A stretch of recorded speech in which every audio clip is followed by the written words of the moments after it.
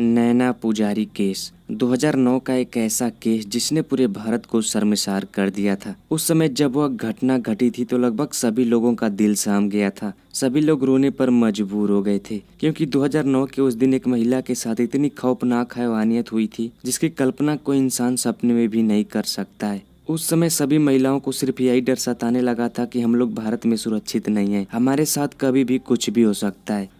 पुणे में एक औरत रहती थी जिसका नाम था नैना पुजारी। नैना पुजारी एक शादीशुदा औरत थी और उसके पति का नाम था अभिजीत, जिसके साथ उसने लव मैरिज किया था क्योंकि ये दोनों एक दूसरे से बहुत ज्यादा प्यार करते थे। नैना काफी सिंपल और सीधी सादी औरत थी। उसका व्यवहार दूसरों से काफी अलग था और वह सभी के साथ अच्छे तरीके से पेश आती थी। नैना एक सॉफ्टवेयर इंजीनियर थी और वह पुणे की सिनिक्रॉन सॉफ्टवेयर कंपनी में नौकरी करती थी। वह कंपनी उसके घर से दूर थी तो इसलिए वहां पर नैना टैक्सी या बस से ही जाया करती थी। 7 अक्टूबर 2009 का दिन था। नैना रोज की तरह उस दिन भी अपने काम पर गई थी। वैसे तो नैना की छुट्टी शाम 7 बजे तक हो जाती थी, लेकिन किसी वजह से उस दिन नैना को काफी देर तक काम करना पड़ा और इस वजह से उसकी छुट्टी रात को 8 बजे होती है। अब काफी देर हो चुकी थी तो नैना ने सोचा कि अभिजीत को फोन करके बता दिया जाए कि मुझे घर आने में थोड़ा लेट होगा, नहीं तो वह परेशान हो रहा होगा कि आखिर अभी तक मैं घर क्यों नहीं पहुंची, क्योंकि रोज तो मैं 7 बजते ही घर पहुंच जाती हूँ। नैना यह सब सोचने के बाद अपने पति अभिजीत को फोन करके कहती है कि मुझे घर पहुंचने में आज थोड़ा लेट होगा। वैसे तो मैं ऑफिस से बाहर निकल चुकी हूँ, लेकिन फिर भी 8 बज चुके हैं और यहाँ से जाने में भी कुछ समय लगेगा ही, तो इसलिए आज काफी देर हो जाएगी।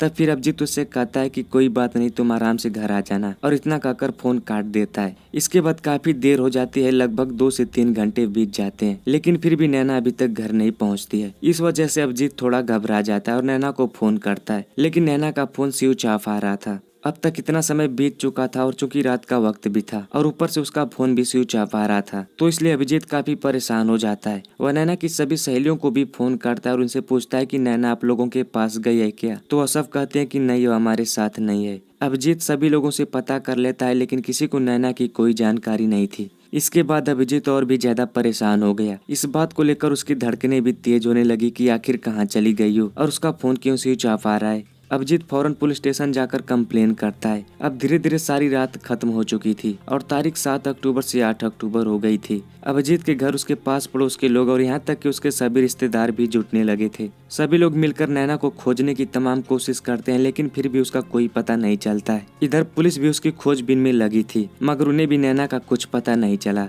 फिर अगले दिन यानी 9 अक्टूबर को पुलिस को एक सूचना मिलती है कि रेवाड़ी के जंगल में किसी महिला का शव मिला है। यह सूचना पाते ही पुलिस वहाँ पर पहुँच जाती है और अपने साथ अभिजीत को भी वहाँ पर लेकर जाती है, क्योंकि उन्हें शक था कि कहीं वो शव नैना का तो नहीं ना है। रेवाड़ी के जंगल में पहुंचते ही जब अभिजीत उस शव को देखता है तो चिल्ला चिल्ला कर रोने लगता है, क्योंकि वह शव नैना का ही था। उसे देखकर यही लग रहा था कि पहले तो उसके साथ बहुत गलत काम किया गया होगा और फिर तब उसको मार दिया गया होगा। अब उसका शव भेजने के बाद पुलिस उन अपराधियों को पकड़ने में जुट जाती है जिन लोगों ने ऐसा काम किया होगा। पुलिस उस कंपनी में जाती है जहां पर नैना काम करती थी। वहां पर सभी कर्मचारियों से पूछताछ करती है तो पता चलता है कि उस दिन नैना ऑफिस से निकल गई थी और फिर उसके आगे क्या हुआ यह कोई नहीं जानता है। इसके बाद वहां पर लगे सभी सीसीटीवी फुटेज को चेक किया जाता है तो उसमें से एक कैमरा द्वारा रिकॉर्ड वीडियो ने पुलिस की काफी मदद की। दरअसल उस वीडियो में दिखता है कि उस दिन नैना किसी कार में बैठ रही थी और फिर वह कार उसके घर की तरफ निकल गई थी। जब बहुत अच्छे तरीके से उस कार की जांच की जाती है तो पता चलता है कि वह कार योगेश राउत नाम के आदमी की है जो इसी कंपनी में गाड़ी चलाता था। योगेश राउत पर पहले से ही कई महिलाओं के साथ दुष्कर्म करने का केस दर्ज हुआ था, तो इसलिए पुलिस को तुरंत ही उस पर शक हो जाता है कि उसी ने यह सब काम किया होगा। अब इसके बाद फौरन ही पुलिस उसको पकड़ लेती है। शुरू में तो वह कहता है कि मैंने कुछ नहीं किया, लेकिन जब पुलिस उससे सख्ती से पूछताछ करती है तो उसने बेहद ही हैरान कर देने वाली कहानी सुनाई और उस कहानी को सुनकर आपकी आंखों से आंसू आ जाएंगे। उस दिन जब नैना ऑफिस से निकली तो 8 बज चुका था। वैसे तो उसकी कंपनी अपने सभी कर्मचारियों को घर तक छोड़ने के लिए वहां पर टैक्सी और बसें लगा रखी थी, लेकिन उस दिन ना कोई टैक्सी थी और ना ही कोई बस, तो इसलिए नैना रोड पर जाकर किसी बस का इंतजार करने लगी। बस का इंतजार करते करते उसे काफी देर हो जाती है, लेकिन फिर भी कोई बस नहीं आता है। तभी वहाँ पर योगेश राउत अपनी कार लेकर उसके पास पहुँचता है। उसके साथ 2 लोग और भी थे जिनका नाम महेश ठाकुर और विश्वास कदम था। वो लोग भी उसी कंपनी में काम करते थे। कोई सुरक्षा गार्ड था तो कोई कंपनी में गाड़ी चलाता था। योगेश राउत नैना से कहता है कि मैडम आइए बैठिए, हम लोग आपको आपके घर तक छोड़ देंगे। चूंकि ये लोग नैना की कंपनी के ही कर्मचारी थे तो इसलिए नैना उन पर शक नहीं करती है और वह उनकी कार में जाकर बैठ जाती है और कहती है कि भैया चलिए मुझे जल्दी से छोड़ दीजिए, आज बहुत लेट हो गई हूँ। अब उसके बाद वह लोग नैना को लेकर निकल जाते हैं। कुछ दूर जाने के बाद योगेश राउत कार को दूसरी तरफ मोड़ लेता है। ऐसा देख नैना उससे कहती है कि भैया ये रोड तो मेरे घर की तरफ नहीं जाता है, मेरा घर तो उस तरफ है, आप एक इधर मोड़ लिए गाड़ी को और इस रोड से कहाँ जा रहे हो। तब योगेश राउत उससे कहता है कि मैडम जी मेरा एक दोस्त है, उसे भी उसके घर तक छोड़ना है और वह रास्ते में काफी देर से खड़ा होकर हमारा इंतजार कर रहा है, हम उसे छोड़कर आपको भी छोड़ देंगे, आप घबराइए मत, आगे से एक रास्ता है जो सीधा आपके घर तक लेकर जाएगा। अब यह सब सुनकर नैना को उसकी सभी बातों पर यकीन हो जाता है, लेकिन उसे इस बात का जरा सा भी अंदाजा नहीं था कि आज उसके साथ बहुत बुरा होने वाला है। आगे जाने के बाद अब योगेश का वह दोस्त भी कार में बैठ जाता है जिसका नाम था राजेश चौधरी। अब सभी लोग नैना को गंदी नजरों से देखने लगते हैं। यह देख नैना डर जाती है और उनसे कहती है कि गाड़ी रोको, मुझे उतरना है, मैं पैदल ही अपने घर चली जाऊंगी।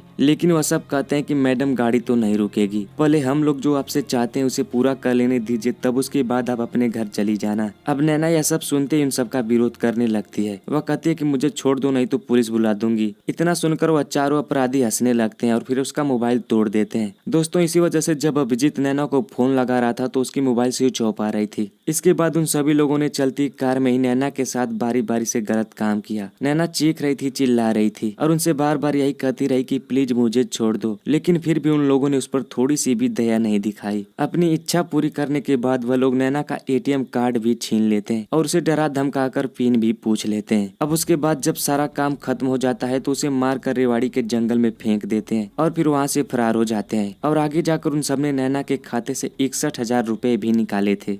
इसके आगे योगेश राउत पुलिस के हाथों पकड़ा जाता है और कैसे पकड़ा गया उसे तो आप पहले ही जान चुके हैं। अब योगेश द्वारा पुलिस ने बाकी सभी अपराधियों को भी पकड़ लिया। यह मामला काफी बड़ा हो चुका था और यह खबर पूरे देश भर में फैल चुकी थी। उन चारों अपराधियों को सजा दिलाने के लिए वहाँ के सभी लोग सड़कों पर उतर आए थे। धरना प्रदर्शन किया जा रहा था। सभी महिलाएं डरी हुई थी क्योंकि उसकी कंपनी के ही लोगों ने नैना के साथ इतना बुरा काम किया था और इसी वजह से सभी महिलाएं डर गई थी कि हम लोग इस देश में बिल्कुल भी सुरक्षित नहीं है। जब साथ के लोग ही ऐसा कर सकते हैं तो किस पर भरोसा किया जा सकता है। धीरे धीरे 2 साल बीत गए और अब 2011 आ चुका था। उन अपराधियों पर मुकदमा अभी तक चल रहा था कि तभी इसी बीच 17 सितंबर को योगेश राउत पुलिस की हिरासत से फरार हो जाता है। दरअसल उसने यह कहकर बहाना बना लिया कि मुझे बेहद खुजली हो रही है, मुझे हॉस्पिटल ले चलो। तब पुलिस तुरंत ही उसे हॉस्पिटल ले जाकर एडमिट करवा देती है क्योंकि वह डर जाती है कि कहीं से कोई इन्फेक्शन तो नहीं ना हो गया। लेकिन पुलिस को इसका जरा सा भी अंदाजा नहीं था कि वह इनको चकमा देने वाला है। योगेश राउत अस्पताल में लगी खिड़की से कूदकर फरार हो जाता है। इसके बाद वह सीधा शिरडी जाता है जहाँ पर साईं बाबा का स्थान है और वहाँ पर जाकर उसने अपना भेष बदल लिया था ताकि कोई उसे पहचान ना सके। लेकिन कोई अपराधी कितना भी चालाक क्यों ना हो, एक ना एक दिन पुलिस के हाथों जरूर पकड़ा जाता है और इसी तरह वह भी पकड़ा गया। दरअसल योगेश राउत एक बार अपनी पत्नी को फोन करके उससे बात करता है, तभी उसका लोकेशन पुलिस को पता चल जाता है क्योंकि पुलिस पहले से उसकी पत्नी का मोबाइल नंबर सर्विलांस पर चढ़ा चुकी थी। और फिर इसके बाद पुलिस उसे 2013 में शिरडी से गिरफ्तार कर लेती है। अब सिर्फ पुलिस को किसी ऐसे सबूत की जरूरत थी जो इन्हें नैना का अपराधी साबित कर दे क्योंकि वो चारों लोग अपने आप को निर्दोष बता रहे थे। इसी बीच पुलिस ने राजेश चौधरी को किसी तरह करके अदालत में गवाही देने के लिए मना लिया। वैसे तो राजेश चौधरी ने पुलिस से पहले ही बताया था कि मुझे योगेश राउत ने कहा था कि वह महिला गलत धंधे करती है और वह अपनी मर्जी से हमारे साथ आई है, तो मैंने भी उसकी बात का यकीन कर लिया।